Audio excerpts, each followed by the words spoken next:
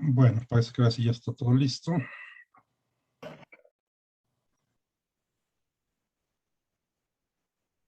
Ok, entonces, pues vamos a resolver estos 4 ejercicios. Básicamente es como un repaso, son del tipo de los que van a encontrar en el examen. O sea, algo así de este tipo y que de hecho son pues, parecidos a las tareas que han hecho, ¿no? O sea, no van a tener nada nuevo ni particularmente más difícil, todos son así de este mismo tipo. Ok, bueno. Entonces, bueno, aquí tiene esta puntuación que es nada más así indicativa, más o menos creo que así está también en el examen, más o menos del puntaje de acuerdo a la dificultad, digamos. No necesariamente es así. Bueno, el primero es simplemente de estos ejercicios de estimación, de hacer un cálculo estimado. Entonces, fíjense, dicen, hallazgos recientes en astrofísica sugieren que el universo observable se puede modelar como una esfera que tiene este radio medido en años luz, 13.7 por 10 a la 9 años luz. El año luz es una unidad de longitud, o sea, es la longitud que recorre la luz viajando a 300.000 kilómetros por segundo durante un año. ¿Okay? Entonces, es una unidad de longitud pues, enorme, justo para escalas cosmológicas. Pues aquí tenemos una estimación, un modelo del tamaño del universo observable, hasta donde podemos ver que lo modelamos como una esfera con este radio. Tiene esta densidad de masa en promedio de 10 a la menos 26 kilogramos sobre metro cúbico. La densidad, acuérdense, es masa entre volumen simplemente. Entonces están unidades de kilogramos sobre metro cúbico. Bueno, esta es una estimación que se puede hacer de la densidad promedio. Y lo que sabemos hasta el momento es que de toda esa masa, solamente 4% aproximadamente se debe a la materia que conocemos, lo que llamamos la materia ordinaria, o sea, protones, neutrones, electrones, y bueno, todo lo que se forma a partir de esto, ¿no? Aquí estamos hablando de un nivel más básico, con protones, neutrones y electrones, pues formamos átomos, con los átomos moléculas, y así nos vamos, ¿no? Entonces resulta que la gran mayoría de la materia es lo que se conoce como materia oscura, que aún no sabemos lo que es. Sabemos que está ahí, pero no sabemos lo que es.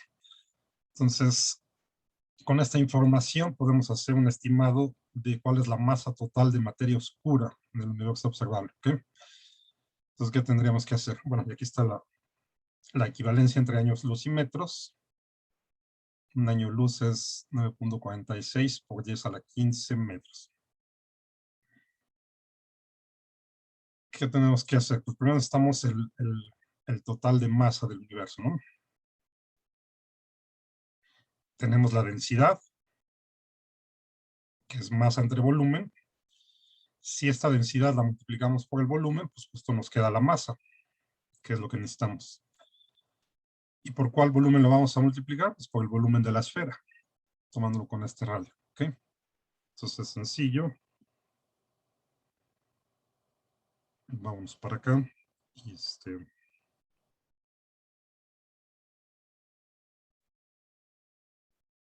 lo voy a poner aquí. Entonces teníamos el radio es de 3.7 por 10 a la 9. Esto está en años luz, ¿no?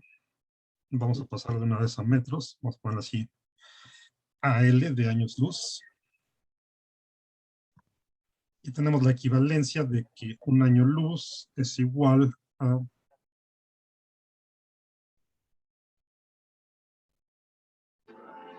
9.46 por 10 a la 15 metros. Entonces, esto de aquí es nuestra relación de equivalencia, ¿no? Entonces, acá arriba vamos a poner de una vez la conversión.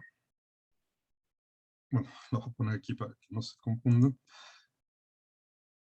Entonces, tenemos 13.7 por 10 a la 9 años luz, y esto lo voy a multiplicar por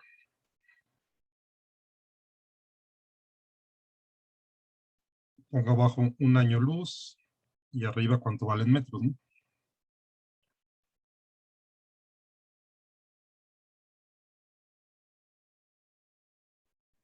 Ahí está, o sea, simplemente, acuérdense que esto, bueno, lo pongo así, de esta forma, un poco más tardada, nada más para que se entienda bien. Si no tienen problemas con la conversión de unidades, pues lo pueden hacer directo, ¿no? Saltándose este paso. Entonces cancelamos años luz, nos quedan metros, entonces simplemente hay que multiplicar esto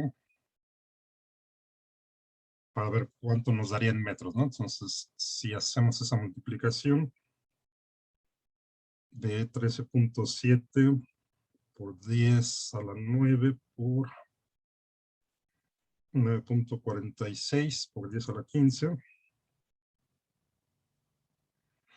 nos da 1.296, vayan checando ahí en su calculadora, 1.296. Entonces vamos a dejarlo ahorita así, al final lo podemos aproximar. En estos problemas de estimación, acuérdense, no importa tanto el valor tan preciso, sino los órdenes de magnitud, pero entonces vamos a ponerlo ahorita así. 296 por 10 a la 26 metros, ¿ok? Ese sería el radio del universo observable en metros, ¿no? Que obviamente pues, es grandísimo. 10 a la 26. Ya que tenemos el radio en metro, pues podemos sacar de una vez el volumen del universo observable, suponiendo que es una esfera. Entonces, con este radio, el volumen de una esfera son 4/3 de pi por el radio al cubo. Entonces, simplemente sustituimos esto.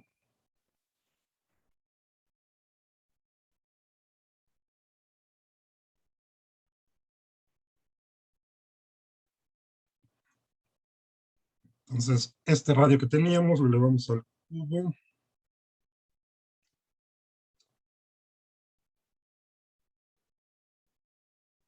Multiplican por 4pi.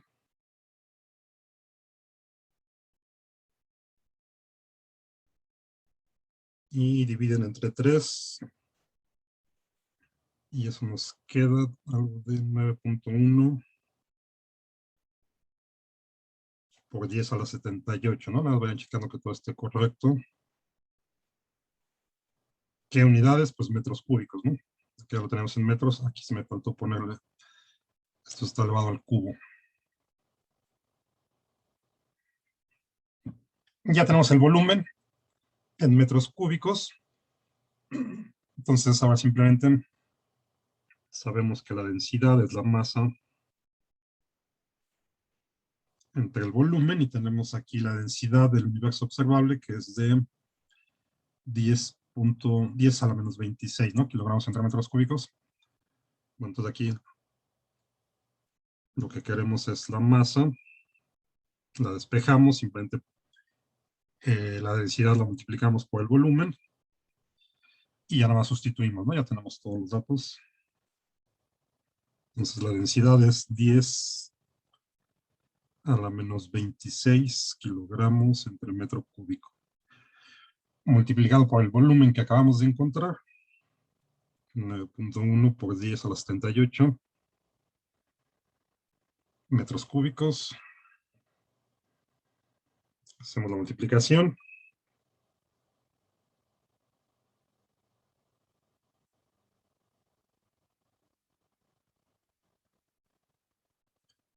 Y según yo esto queda 9.2 por 10 a la 52, ¿no?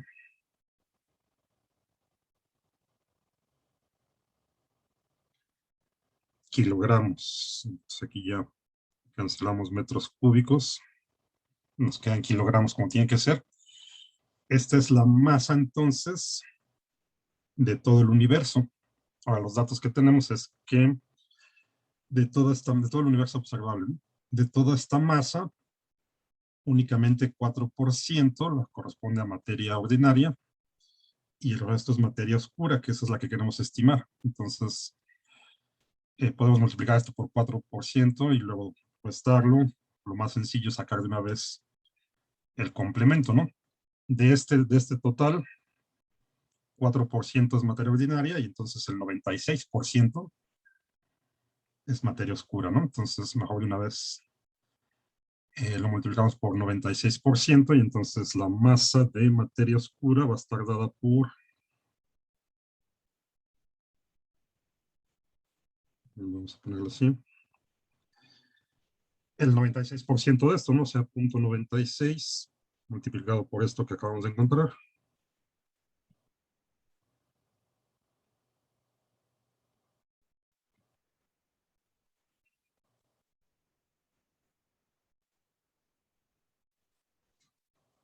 Y esto da como 8.75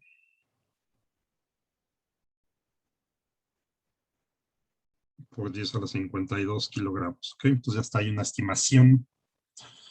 Esto, de hecho, pues podríamos redondearlo a 9, ¿no? Sin ningún problema. Tenemos nuestro orden de magnitud de pues la masa de materia oscura, ¿no? Que es muchísimo, ¿no? O sea, la gran mayoría del universo es materia que todavía no sabemos qué es. Bueno, entonces ya está ahí.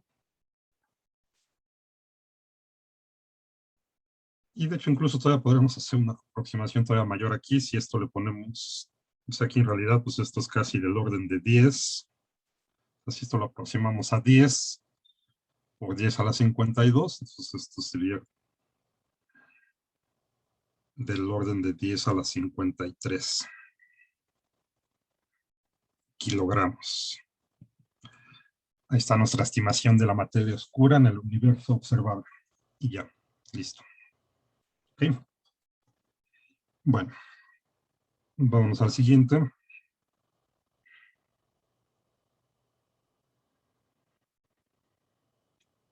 Acá tenemos la posición de una partícula como función del tiempo.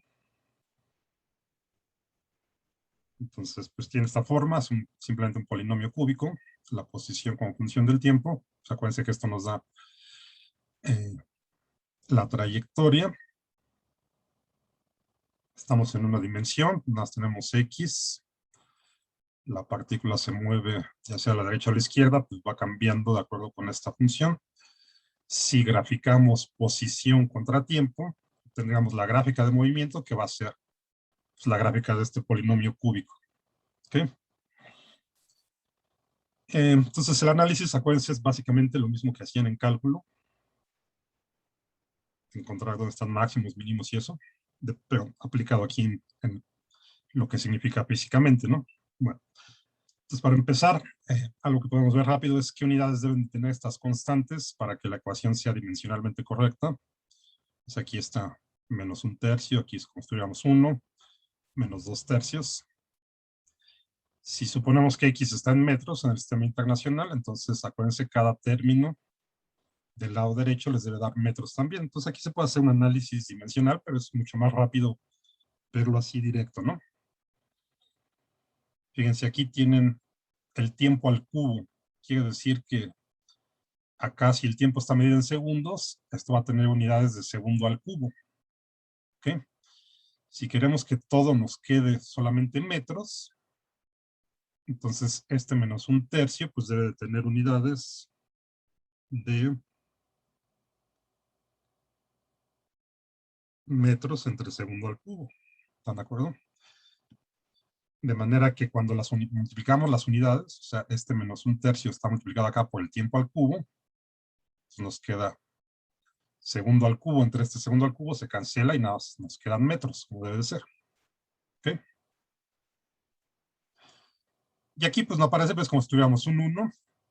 Entonces ese 1 debería de tener unidades de metro entre segundo al cuadrado, simplemente para que al multiplicar aquí por segundo al cuadrado, pues se cancelan estos, nos quedan nada más metros, ¿no? Y este último término, donde ya no aparece el tiempo, pues entonces la única posibilidad es que tenga unidades de metros, ¿no?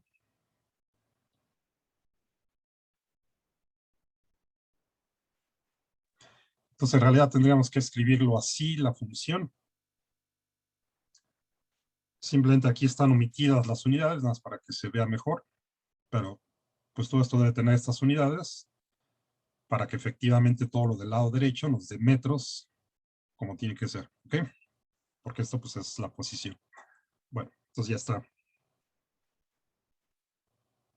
este primer inciso, ¿no? Luego necesitamos los instantes en que la partícula está en reposo. Entonces, desde aquí, pues sabemos que necesitamos la cantidad instantánea, ¿no? No la promedio, sino la instantánea. ¿Y cuál cantidad? La que está asociada con el reposo. O sea, queremos saber en qué instantes la partícula está en reposo. Y va a estar en reposo cuando la velocidad sea cero, ¿no? Eso ya sabemos. Entonces necesitamos la velocidad instantánea. Una vez que obtenemos la velocidad instantánea, la igualamos a cero y despejamos el tiempo de esa ecuación que nos queda. ¿Okay? Y la igualamos a cero simplemente porque nos están pidiendo los instantes que están en reposo. Despejamos el tiempo de la ecuación que nos quede y esa es la respuesta de aquí. ¿Ok? Entonces me voy a pasar acá para poderlo hacer aquí.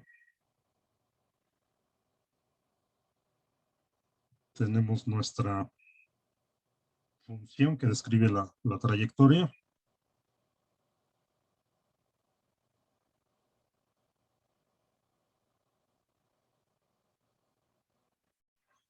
Y necesitamos la velocidad instantánea, ¿no? Entonces, acuérdense, simplemente derivamos para obtener la velocidad instantánea, que también va a ser una función del tiempo.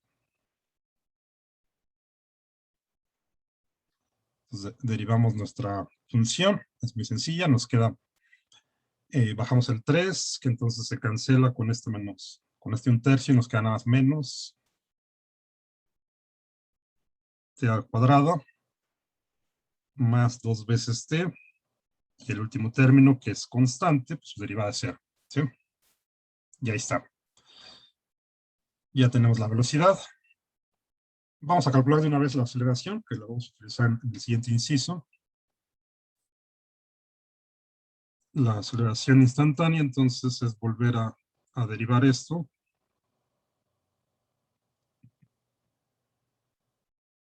Derivamos la velocidad con respecto al tiempo. Entonces ahora nos queda menos 2t más 2. ¿Ok? Ya tenemos velocidad de aceleración. Bueno, entonces para el siguiente inciso, el inciso B, necesitamos los instantes en que la partícula está en reposo. Entonces, como les decía, pues simplemente hacemos B igual a 0. Y esto va a suceder si, solo si, pues esto es 0, ¿no? Aquí tenemos ya la velocidad instantánea como función del tiempo, entonces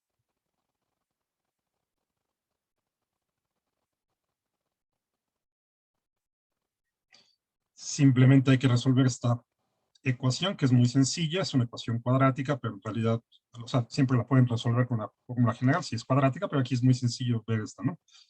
Para empezar, podrían factorizar el tiempo, o de entrada, pues aquí se ve que si t es 0, pues todo esto es 0, ¿no? Entonces, al inicio del movimiento estaba en reposo nuestra partícula, es una primera solución, ¿no? Pero bueno, vamos a factorizarlo, o sea, si factorizamos una t, entonces acá nos quedaría menos t más 2 igual a 0, lo que es lo mismo. T que multiplica 2 menos t es igual a 0, ¿no? Simplemente los escribí estos al revés, solo para que sea más bonito. Entonces de aquí pues ya fácilmente se ve cuáles son las raíces, ¿no? Una solución es que el tiempo sea igual a 0, otra solución es que esto sea igual a 0, o sea que el tiempo sea igual a 2. Ya tenemos ahí entonces los dos tiempos. 2 segundos. Entonces, estos son los instantes de reposo, ¿no?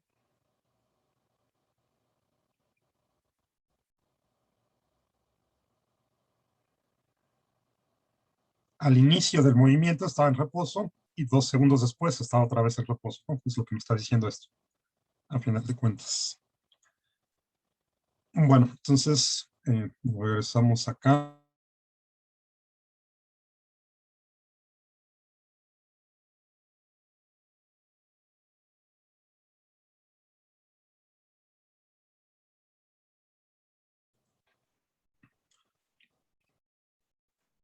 Ya está, ya tenemos esto, ¿no? Lo que acabamos de encontrar. El siguiente inciso nos pide la posición y la aceleración de la partícula en esos instantes, ¿no? O sea, en los que acabamos de encontrar. Justo cuando estaba en reposo, cuál era su posición y cuál es su aceleración, ¿no? Entonces, como ya tenemos esos valores del tiempo, pues ahora simplemente es sustituirlos en las funciones que nos da la posición y en la función que nos da la aceleración, que ya calculamos. Es decir, acá entonces en el inciso C, ya simplemente tenemos que sustituir. Primero en X, en la posición, vamos a sustituir los dos valores, ¿no? Que encontramos, 0 y 2. O sea, vamos a evaluar la función. Entonces, X de 0, pues es igual a 0, ¿no? Ah, no, perdón, es igual a menos 2 tercios. O sea, si el tiempo es 0, pues esto es 0 y nada nos queda acá, ¿no? Menos 2 tercios, que ya quedamos que esto estaba en metros. Entonces, al inicio del movimiento, nuestra partícula estaba a menos 2 tercios, o 2 tercios en la parte negativa del eje X, ¿no? Luego hacemos lo mismo para 2 segundos.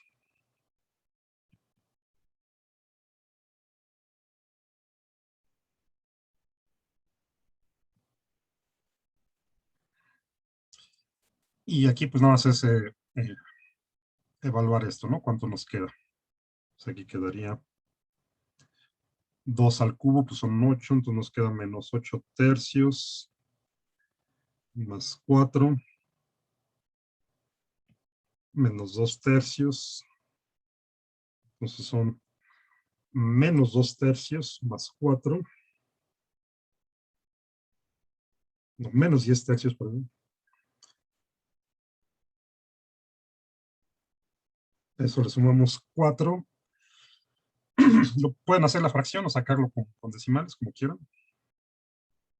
Vamos a dejar con decimales. Esto da .6666, no, bueno, chéquenlo.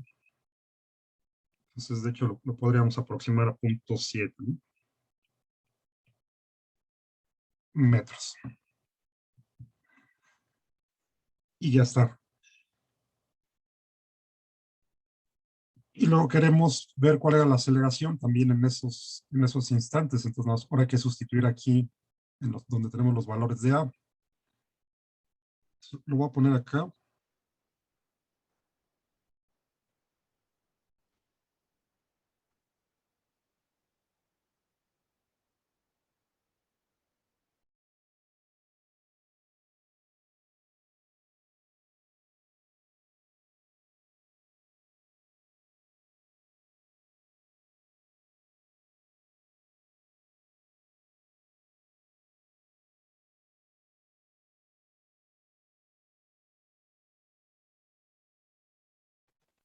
Doctor, creo que desactivó su micrófono. Ok, sí. Perdón, sí, lo había desactivado. Ok. Bueno, les decía entonces, ya tenemos, simplemente evaluamos la aceleración acá en 0. Entonces aquí, pues esto es 0, nos queda 2. Y pueden checar aquí que les queden las unidades correctas, ¿no? O sea, si esto ya tiene las unidades correctas, la velocidad de la aceleración pues también va a tener las unidades correctas. Lo pueden checar aquí nada más. Que esto queda en metros por segundo al cuadrado. Y la aceleración evaluada en 2, pues nos queda menos 2 por 2, más 2, o sea, menos 4, más 2, esto que nos quedaría menos 2 metros por segundo al cuadrado. Y ya está. ¿Ok? Esto entonces era el inciso C. ya sabemos cuál es la posición y la aceleración que tenía nuestra partícula en los instantes que está en reposo. ¿Ok? Fíjense que la aceleración pues no es cero, ¿no? En estos instantes está en reposo. Por eso no quiere decir, en este instante está en reposo, pero la aceleración es distinto de cero y entonces por eso cambia el movimiento, ¿no? Si la velocidad, si ya sabemos que la velocidad es cero, si la aceleración también fuera cero, entonces ya se quedaba quieta aquí, ¿no? Conforme transcurre el tiempo. Bueno, esto nada más para que se entienda mejor, ¿no?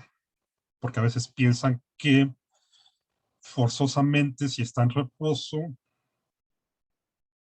la aceleración también tiene que ser cero y eso no es cierto, ¿no? La velocidad es cero y en este instante está en reposo, pero como la aceleración no es cero, pues se sigue moviendo, ¿no? Ok.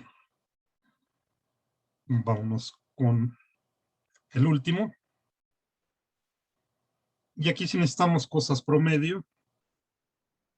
Necesitamos la velocidad y la aceleración promedio en este intervalo de tiempo, ¿no? Entonces acuérdense también una forma de distinguir cuándo tienen que calcular cosas promedio y cuándo instantáneas es pues, siempre que sea un intervalo, pues efectivamente necesitamos el promedio, ¿no? Porque nada más nos interesa lo que pasó en todo el intervalo, no lo que está pasando en cada instante o en un instante en particular. Entonces, si tenemos un intervalo de tiempo, pues lo que vamos a necesitar son cantidades promedio.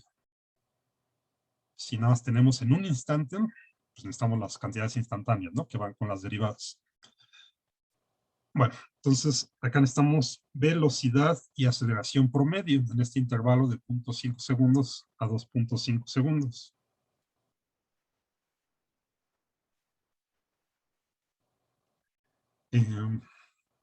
Voy a poner otra vez las funciones que tenía, entonces vamos a necesitar estas dos, ¿no? Para calcular la velocidad promedio, pues necesitamos la posición. Entonces simplemente la voy a escribir aquí otra vez para tenerla de referencia. Y también pues vamos a necesitar la velocidad para calcular la aceleración promedio. Entonces aquí quedamos que esto era menos t cuadrado más 2t, ¿no? Bueno, velocidad promedio entonces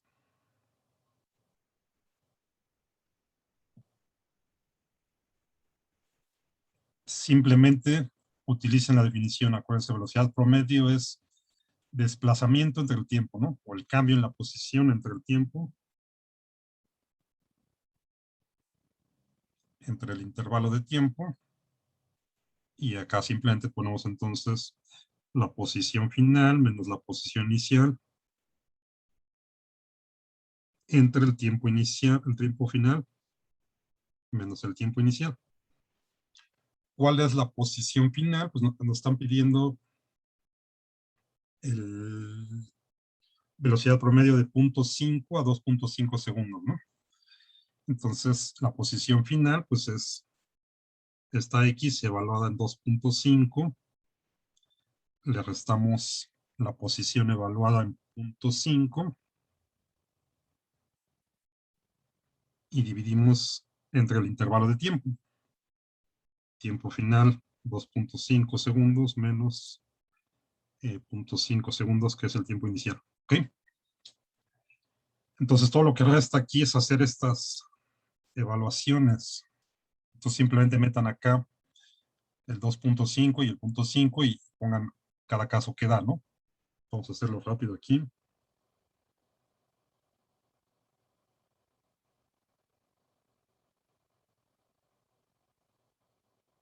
Entonces, aquí nos queda 2.5 al cubo más 2.5 al cuadrado menos los 2/3. Entonces, voy a ver si esto lo puedo hacer aquí rápido. Si no, vayan checando ustedes también. Eh, esto al cubo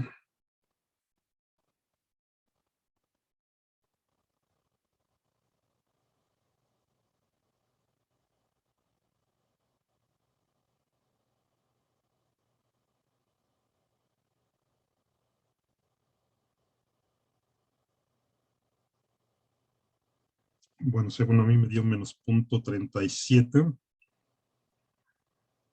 Nada, chequen lo que esté bien. Esto sería metros, ¿no? Y luego lo evaluamos la misma, pues evaluamos la posición ahora en 0.5. Entonces esto mismo, ¿no? Hay que poner aquí 0.5, 0.5. Me voy a saltar eso, no voy a poner el número.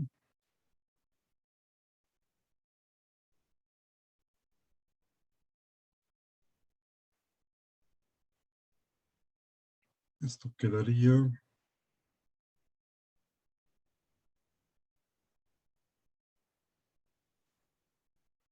menos 0.46, ¿no?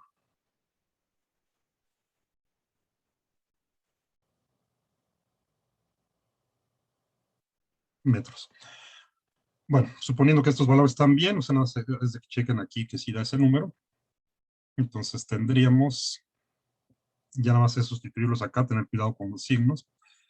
La posición en 2.5 son 0.37 metros, menos la posición en 0.5, que quedó negativa. Entonces con este menos queda más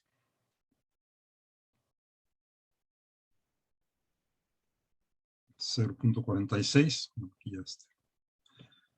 Voy a quitar el paréntesis, ya le puse el más, dividido entre el intervalo de tiempo, que es 2.5 entre 0.5, simplemente son 2 segundos. ¿Ok?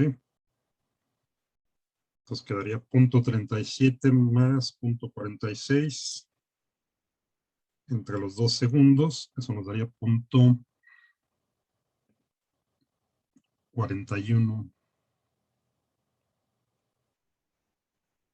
metros por segundo. ¿Ok? Entonces esta es la velocidad promedio en ese intervalo de tiempo. ¿Ok? Y como les decía, pues nada más revisen que estén bien los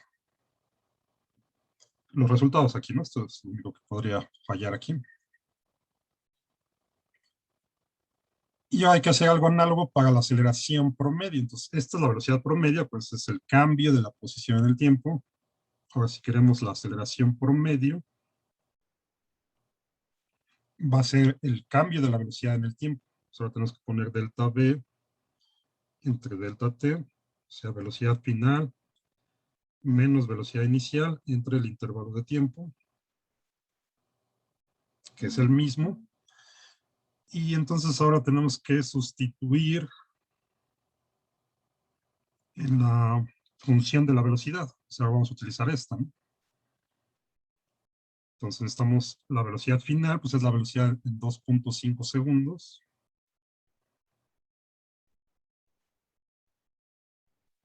Menos la velocidad inicial en 0.5 segundos, dividido entre el mismo intervalo de tiempo, que son estos 2 segundos. Entonces ahora simplemente hay que ver este valor y este valor, ¿no? Entonces la velocidad en 2.5 es sustituir aquí. Ahora en este tenemos menos 2.5 al cuadrado más 2 por 2.5.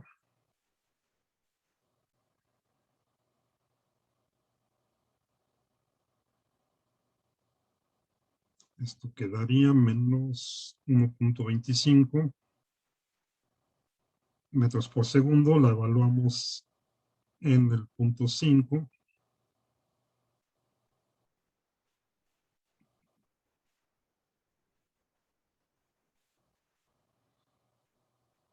Y acá queda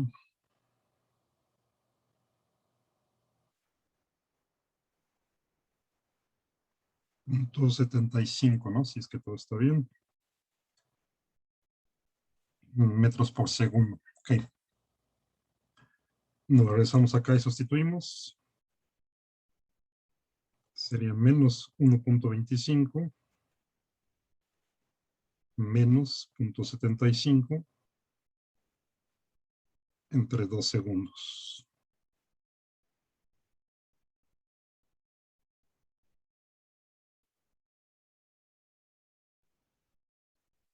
Y esto pues queda 1, ¿no? 1.25 más 0.75 nos da 2 entre 2 es 1, bueno, es menos 1 de hecho. Menos 1 metro por segundo al cuadrado, ¿no? Y ya está. Entonces, en ese intervalo, la aceleración promedio es negativa, ¿no? ¿Ok? Entonces, básicamente esto es todo lo que tienen que identificar, ¿no? Si tienen la posición como función del tiempo, derivan una vez, eso les da la velocidad como función del tiempo, o sea, la velocidad instantánea para todo instante, derivan otra vez, eso les da la aceleración instantánea. Si necesitan posición, velocidad o aceleración en un instante dado, pues es simplemente evaluar en las funciones que ya tienen. Si necesitan cosas promedio, pues hay que hacer esto, ¿no? Nada más puede haber de dos, ¿no? Velocidad promedio y aceleración promedio. Velocidad promedio es cambio de la posición en el tiempo. Entonces, para esto necesitan la función de la posición. Y aceleración promedio es cambio de la velocidad en el tiempo, ¿no? Para eso necesitan la función de la velocidad. Y ya, eso es todo. Bueno, regresémonos acá.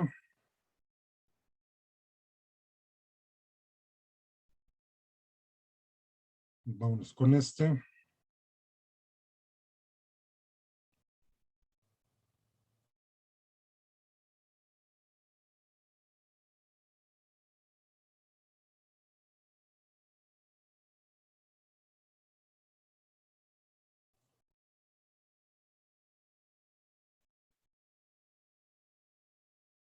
Este dice, se ha sugerido que la vida puede originarse en Marte y trasladarse a la Tierra a través de fragmentos de meteorito que contenían vida primitiva, desprendidos cuando el meteorito impactó con la superficie marciana. ¿Okay? Una objeción a esta idea es que los microorganismos tendrían que haber soportado aceleraciones letales durante el impacto. Para escapar de Marte, los fragmentos tendrían que haber alcanzado una velocidad de escape de 5 kilómetros por segundo. Esta es la velocidad de escape de Marte. Cada planeta tiene su velocidad de escape de acuerdo a la gravedad que tenga. El de la Tierra es como de 11 kilómetros por segundo, creo, si recuerdo bien.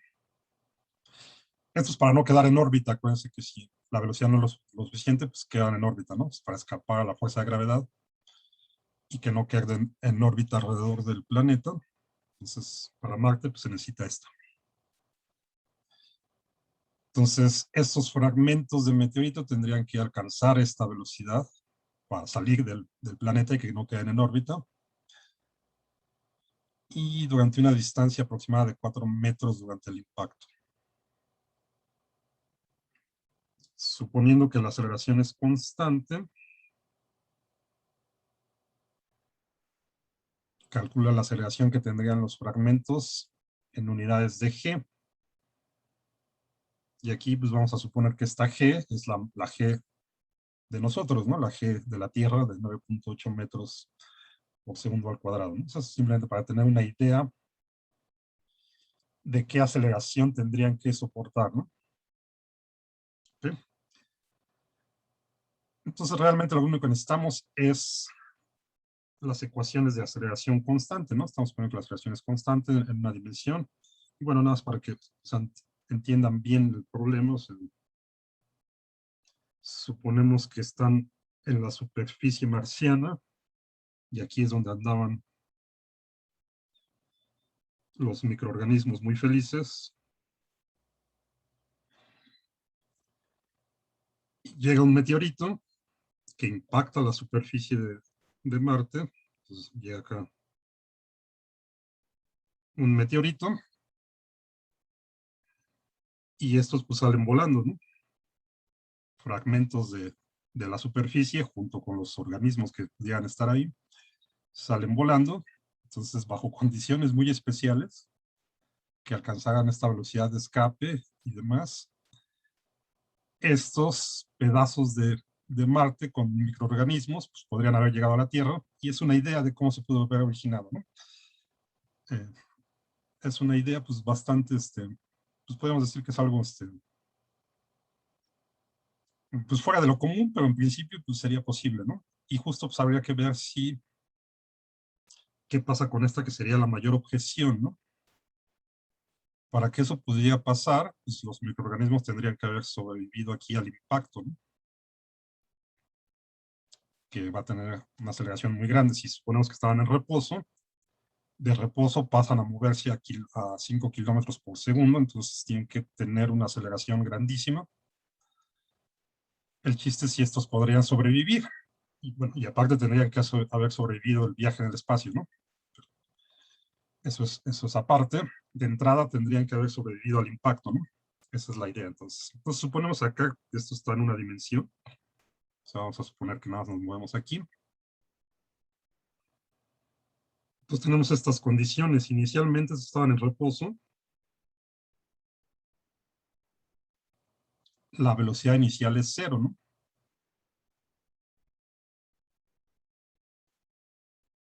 Suponemos que se mueven así sobre una línea recta. De hecho, podría ponerla vertical, no importa. El chiste es que estamos en una dimensión nada más.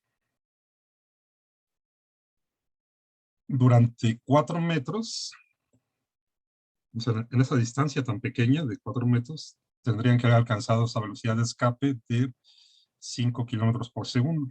Entonces, inicialmente, están en reposo, después recorren 4 metros, al final de esos 4 metros, la velocidad final pues, tiene que ser esa de escape de 11 kilómetros por segundo, o si una vez lo ponemos en metros por segundo, pues eso tendría que ser 11 por 10 a la 3, ¿no? Metros por segundo. Entonces tenemos velocidad final, velocidad inicial, posición inicial y posición final, ¿no? O sea, aquí justo esto lo podemos poner como si la posición inicial es 0 y la posición final pues son estos 4 metros, ¿no? O sea, tenemos el desplazamiento. No tenemos el tiempo. Tenemos posiciones inicial y final, tenemos velocidades inicial y final, no tenemos el tiempo, queremos la aceleración. Chequen las ecuaciones de aceleración constante, ahorita no las voy a escribir, acuérdense de las 3 que tenemos, y vean de esas 3, solo hay una donde no aparece el tiempo, ¿no? Que entonces es la que nos sirve ahorita, ¿no? Nos sirven las 3, ¿no? Pero acuérdense que para facilitar las cosas, pues escogemos la que más se acomode de acuerdo a los datos que tenemos. Entonces, si no tenemos el tiempo, pues vamos a utilizar la ecuación donde no aparece el tiempo, que si revisan ahí, es esta, ¿no? Tenemos velocidad final al cuadrado, es igual a velocidad inicial al cuadrado, más 2 veces la aceleración por el desplazamiento. Queremos justo la aceleración y ya tenemos todos los otros datos, entonces pues esta es la más sencilla de utilizar. Nada más despejamos la aceleración de aquí.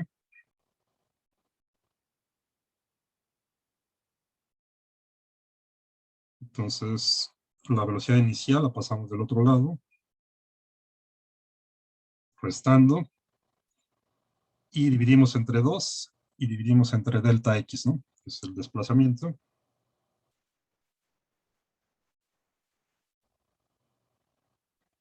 Ya está. Y el resto, pues nada más es sustituir. La velocidad inicial, pues quedamos que este es 0. Entonces aquí nos queda el 11 por 10 a la 3 metros por segundo.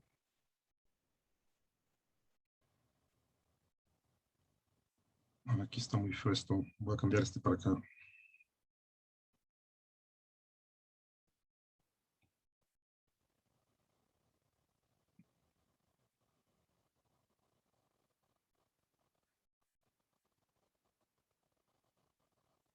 Entonces aquí tenía 11 por 10 a la 3 metros por segundo. y esto está al cuadrado, dividido entre 2 veces el desplazamiento. Acuérdense que el desplazamiento es simplemente posición final menos posición inicial, o sea, son los 4 metros, ¿no? Disculpe, doctor. Sí, Entonces la velocidad de escape es la velocidad final. sí. ¿Y de dónde salió el 11? No sé, buena pregunta. No sé por qué estoy poniendo 11. Me quedé con la idea de la Tierra, pero es que les dije que 11 era la de la Tierra, ¿no? Es 5, no es 11. ¿Verdad? Gracias. Estoy poniendo la velocidad de escape de la Tierra y debe ser la de Marte. Entonces aquí nada más cámbiale a 5.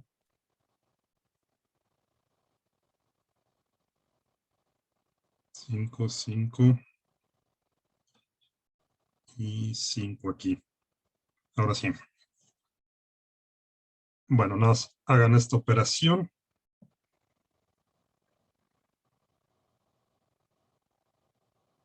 Y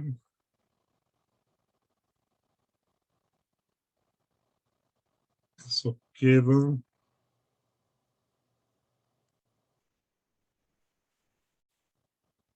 3.125.000, ¿no? Bueno, ahorita lo voy a poner todo.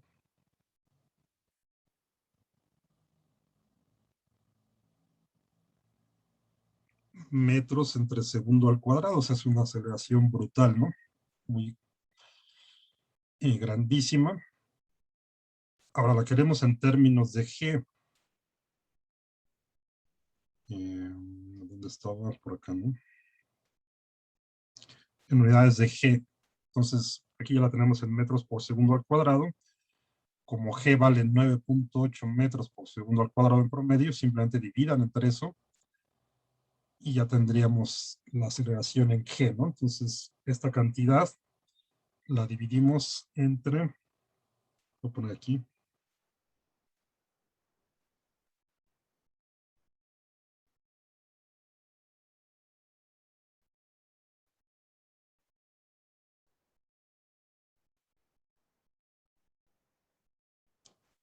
dividido entre 9.8 metros por segundo al cuadrado.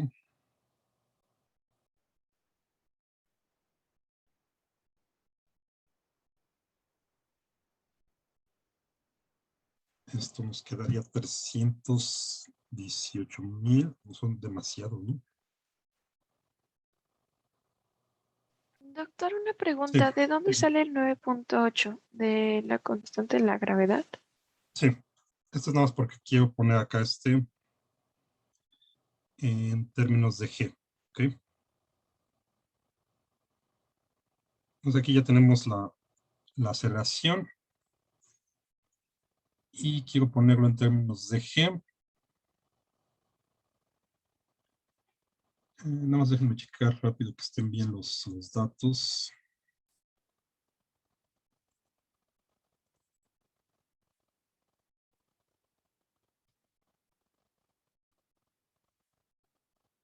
Pues, permítanme unos segundos.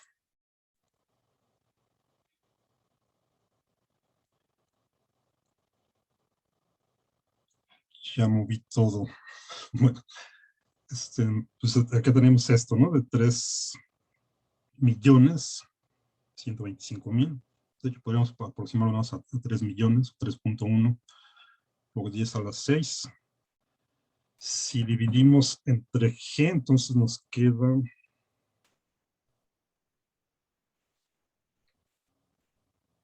318.877 G, ¿no? O sea, es lo que voy a poner así en términos de G. Y aquí nada más para ponerlo así en un número redondeado, los decimales pues los despreciamos, porque el número es muy grande, entonces los decimales ni siquiera importan. Entonces esto vamos a escribirlo como 3.2 por 10 a la 5. Eso sería 1, 2, 3, 4, 5. G. lo cual pues es grandísimo, ¿no? O sea, por eso quería comprobar que estuviera bien, porque se me hace demasiado. O sea, la aceleración que tendrían que sufrir los microorganismos es, en términos de G, 3.2 por 10 a la 5G, o sea, es como si tendrían que soportar una aceleración de 3.2 por 10 a las 5 veces la aceleración de la gravedad en la Tierra. ¿Ok? Lo cual es muchísimo, ¿no?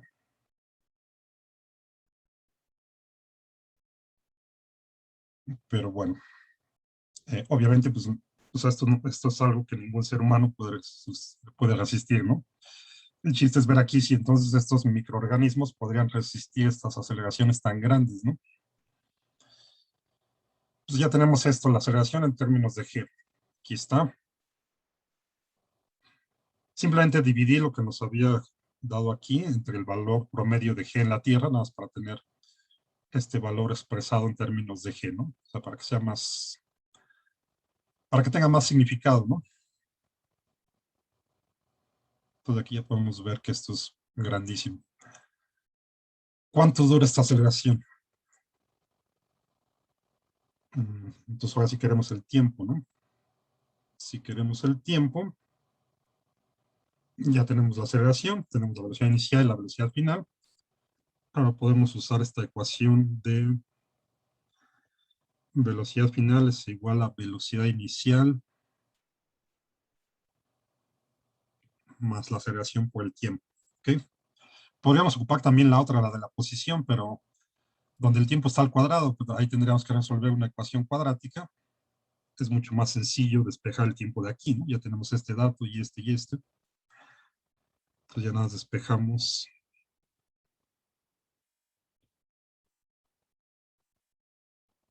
El tiempo va a ser este, velocidad final menos la inicial entre la aceleración.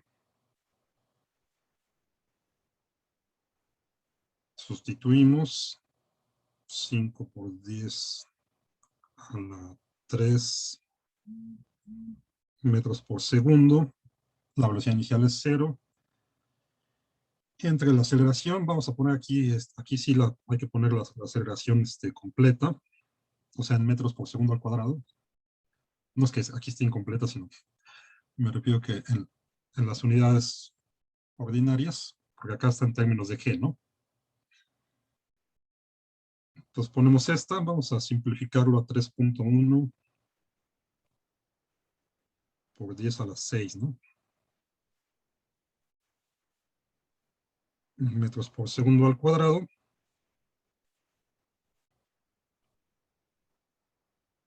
Y eso nos queda 5 por 10 a la 3 entre 3.1 por 10 a la 6.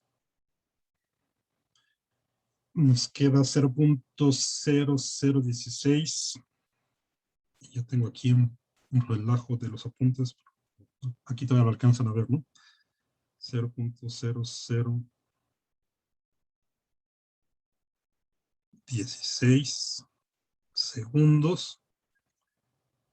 O esto lo podemos poner como 1.6 por 10 a la menos 3, ¿no?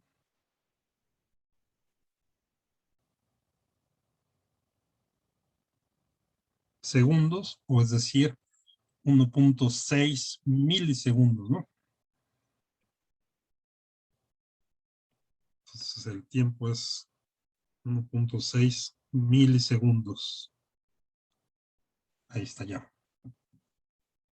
¿De acuerdo? O sea, es una aceleración muy grande, actúa durante un tiempo muy corto. Sí, o sea, es una aceleración inmensa de 3.2 por 10 a las 5 Gs, que actúa durante un tiempo cortísimo.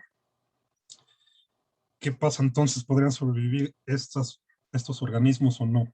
Bueno, entonces lo que sabemos de lo que se ha hecho aquí en la Tierra es que, por ejemplo, para esta bacteria, el Bacillus subtilis, el 40% sobrevive después de sufrir una aceleración de 4.5 por 10 a la G. Entonces, simplemente con ese dato, y suponiendo que Perdón, podría... profe, tengo una duda. Sí, En la última de 5 por 10 a la 3 sobre 3.1 por 10 a la... ¿Cuánto es, perdón? ¿A la 6? a las 6. Este es un 6. ¿Y Ajá. por qué es a la 6? Es que simplemente para no estar escribiendo todo este numerote que nos salió aquí, esta es la aceleración que encontramos, ¿no? En metros por segundo al cuadrado. Como está en órdenes de millones, entonces pues esto simplemente lo podemos despreciar 25,000, digamos. O sea, esto lo estoy aproximando a 3.1, que sería esta parte. 3.1 por 10 a la 1, 2, 3, 4, 5, 6. Nada más cuentas Ah, ahí. ok. Ya, ¿Sí? ya, ya, ya, ok. Sí, ya, gracias. Pues, como son millones, entonces lo ponemos como 3.1 por 10 a la 6, ¿no? Nada más. Pueden poner todo el número y está bien, obviamente. Aquí nada más para hacer más rápido el cálculo, pues lo aproximé así a 3.1 por 10 a la 6. Y nos da esto del orden de 16, de 1.6 milisegundos, ¿no? Ya está. Bueno, entonces les preguntaba aquí, sabiendo esto, que si 40% del Bacillus subtilis sobrevive después de una aceleración de 4.5 por 10 a la 5, únicamente con estos datos podrían descartar esta hipótesis, ¿sí o no? ¿Qué piensan? ¿Que sí o que no? Que sí. Sí la podemos descartar, entonces no hay posibilidad de que pudieran haber llegado microorganismos de Marte. O Sí si hay hay... posibilidad, ¿no? Porque la aceleración es de 3.1 por 10 a la 6 y ellos aguantan hasta 4.5. Así es, ¿no? O sea, aquí el chiste es comparar, como teníamos este dato en términos de G, por eso este lo puse en términos de G, o sea, esta secuencia es este mismo, ya en términos de G. Bajo estas condiciones, entonces tendrían que soportar esta aceleración, ¿no? Esta, pues es menor que esta, ¿no? Un poquito menor. Esta es de 3.2, esta es de 4.5, entonces, pues es, de hecho, son prácticamente iguales, nada más son del orden de 10 a la 5.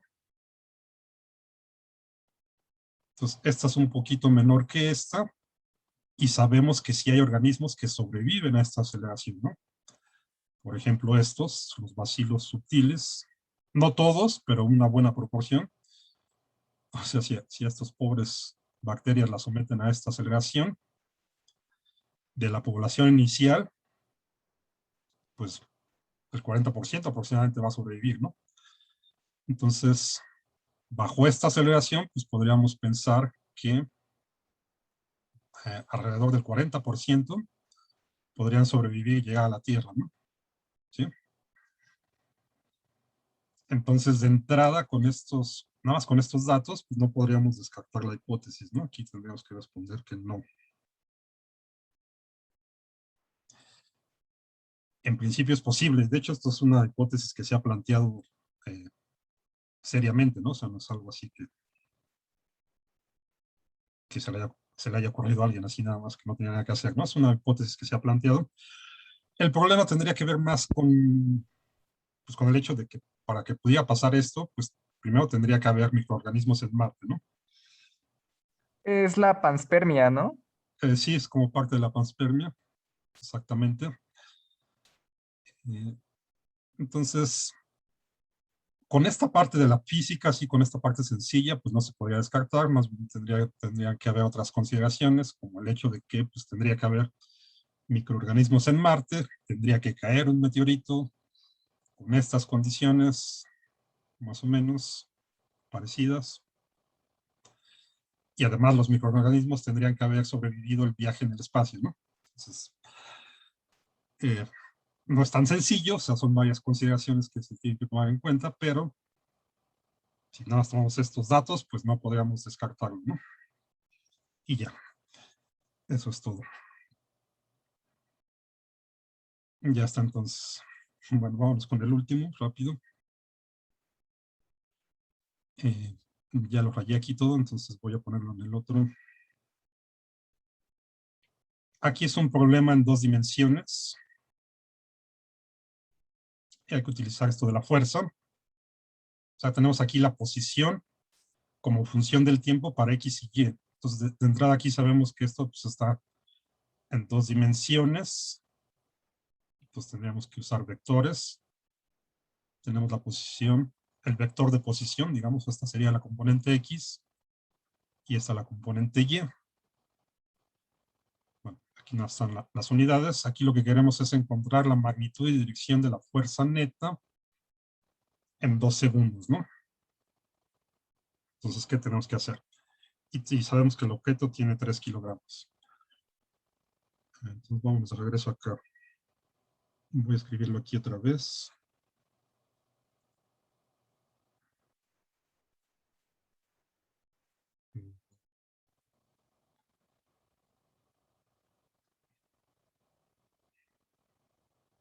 Tenemos que X como función del tiempo son 5t cuadrado menos 1. Y como función del tiempo es 3t cúbica más 2. Bueno, antes de hacer el problema, esto nada más para tener así una idea. O sea, aquí lo que tenemos es el vector de posición, ¿no? Lo podemos ver como un vector que tiene estas 2 componentes, o lo podemos escribir así, utilizando los vectores unitarios. Entonces aquí estamos en 2 dimensiones. Todo lo que habíamos visto de velocidad y aceleración, las definiciones de aceleración por medio, todo se sigue cumpliendo, simplemente que ahora tenemos 2, ¿no?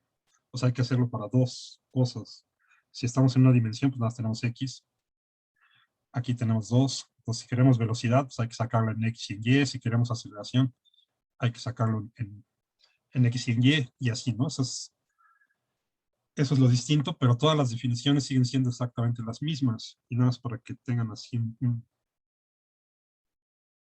una idea mental de cómo está pasando esto. O sea, aquí lo que tenemos es, por ejemplo, si estamos aquí en 2 dimensiones,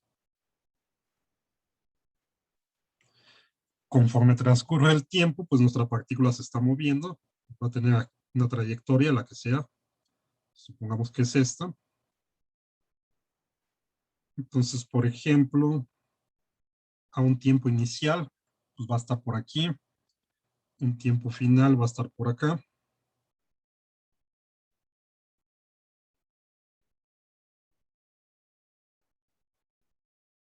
Digamos que este es al tiempo inicial, este es al tiempo final. Cada posición pues, le va a corresponder un vector de posición, que en este caso pues es este que ya tenemos aquí, ¿no? ¿Sí? O sea, esta trayectoria no quiere decir que sea esta, ¿no? Esta es así algo, así en general. Pero la idea es esta, o sea, este vector es lo que da la posición en cada instante de tiempo, ¿no? Y para el caso particular de nosotros, pues ya tenemos ese vector de posición, ¿no? Igual podemos sacar la velocidad, la aceleración y todo. Bueno, aquí lo que necesitamos es simplemente queremos la magnitud y dirección de la fuerza neta. Entonces suponemos que está actuando una fuerza sobre el objeto. Entonces simplemente hay que utilizar la segunda ley de Newton. Fuerza igual a masa por aceleración. Tanto la fuerza como la aceleración son vectores. Lo que queremos es justo la fuerza. Esta no la tenemos.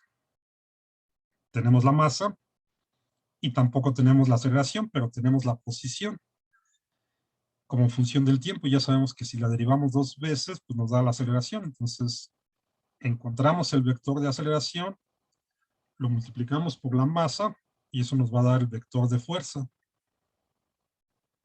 Lo evaluamos en 2 segundos, porque esto pues también va a ser una función del tiempo.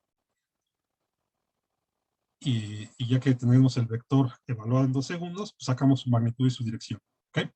Esa es la idea, nada más para que entiendan lo que se tiene que hacer. Entonces simplemente hay que derivar cada una de estas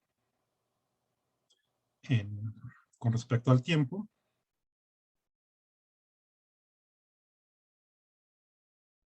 ¿Ok? Lo podemos hacer así por separado.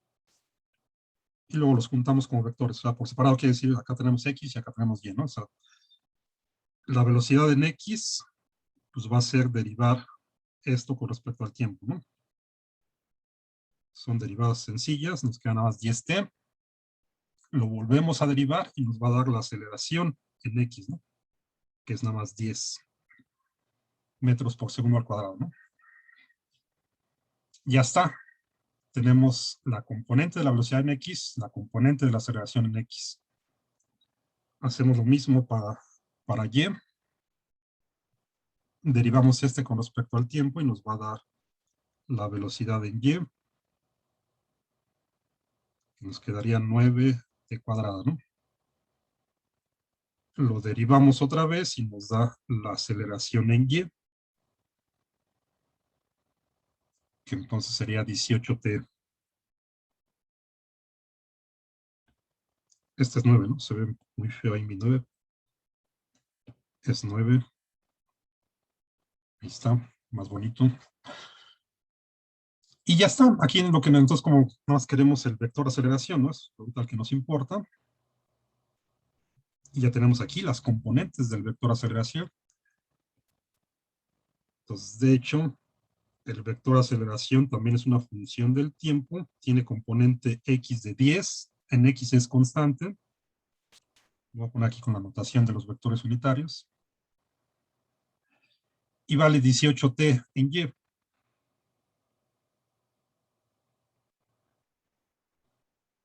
Ya está nuestro vector de aceleración.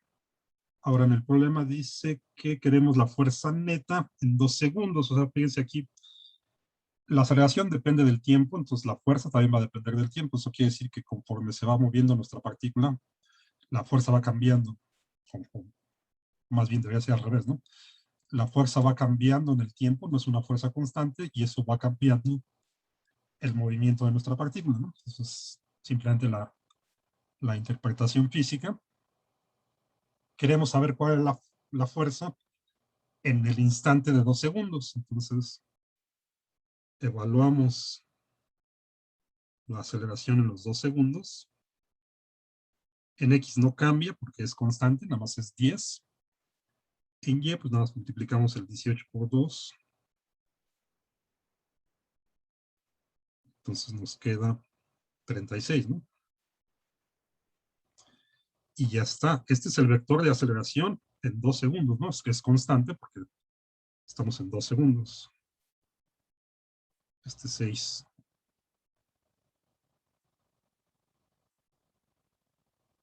Lo pueden escribir también así, acuérdense, 10,36.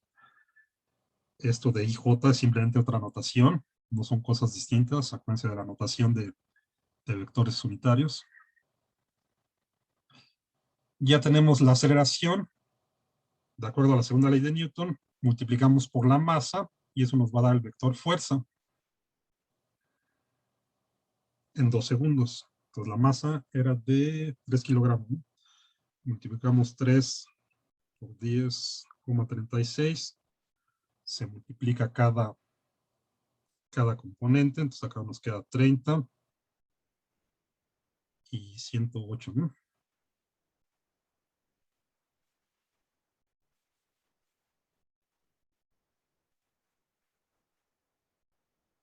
Esto debería estar en newtons. Este es nuestro vector de fuerza en 2 segundos. Yo aquí podría ponerle.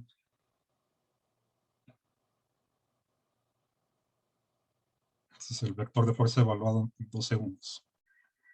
Ya tenemos el vector.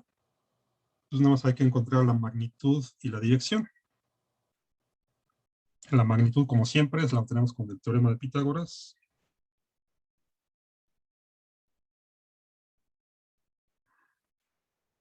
Entonces esto al cuadrado más 108 al cuadrado y le sacamos raíz cuadrada. Eso nos queda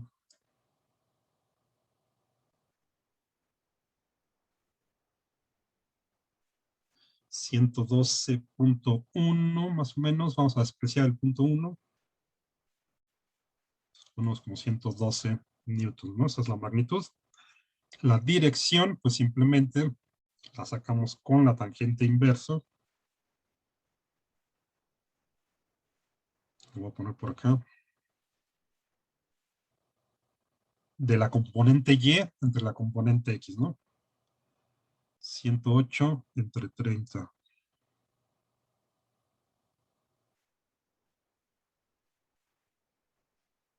A eso le sacan la tangente inversa y nos da un ángulo de aproximadamente 74.5 grados. A este no le hacemos nada porque la componente X es positiva y la Y positiva, entonces quiere decir que están en el primer cuadrante, ¿no? Acuérdense de eso. Simplemente de los signos de las componentes. Si X es positiva y Y es positiva, están en el primer cuadrante, no pasa nada. Si X es negativa y Y positiva, están en el segundo cuadrante, aquí le suman 180 a lo que da la calculadora, ¿no? Acuérdense siempre de eso. Perdón, profe, ¿de dónde salió el 74.5? De aquí, esta es la componente Y, ¿no? 108. Y 30 es la componente X de nuestro vector de fuerza. ¿Sí? Acuérdate que para sacar el ángulo, bueno, aquí me faltó poner, este es el ángulo. Para sacar el ángulo es la tangente inversa de la componente Y entre la componente X, ¿no? Entonces la componente Y va arriba, la componente X abajo, y esto lo haces con la calculadora, o sea, sacas la función inversa de la tangente, de lo que te dé aquí de este cociente, ¿sí? Sí. Y ese es el ángulo, ¿ok? Pues aquí como ambas componentes son positivas, estamos en el primer cuadrante, aquí ponemos directo el resultado de la calculadora. Si estuvieran en el segundo o tercer cuadrante, le suman 180 a lo que les dé. Si estuvieran en el cuarto cuadrante, le suman 360 a lo que les dé la calculadora, ¿ok? Lo pueden dejar como está la calculadora, pero no va a coincidir con las respuestas que tienen en Ubiqua. Acuérdense que la calculadora nada más les da los resultados de aquí para acá. O sea, les daría el resultado negativo. Pues por eso hay que hacer esto, ¿no? Y nada más para saber en qué cuadrante están, pues se fijan en los signos de las componentes. X positiva, Y positiva, pues primer cuadrante. X negativa, Y positiva, segundo cuadrante. X negativa, Y negativa, tercer cuadrante. X positiva y Y negativa, cuarto cuadrante. ¿Ok? Y ya. ¿Ok? Entonces, pues ya, esto es todo lo que nos pedía, ¿no? La magnitud y dirección de la fuerza neta en 2 segundos. Ya tenemos aquí. Justo en 2 segundos, pues la fuerza tenía esta magnitud de 112 newtons y una dirección de 74.5 grados, ¿no? Entonces anda por acá. ¿Sí? Listo. Pues ya terminamos entonces con los ejercicios, pues vamos a detenerlo.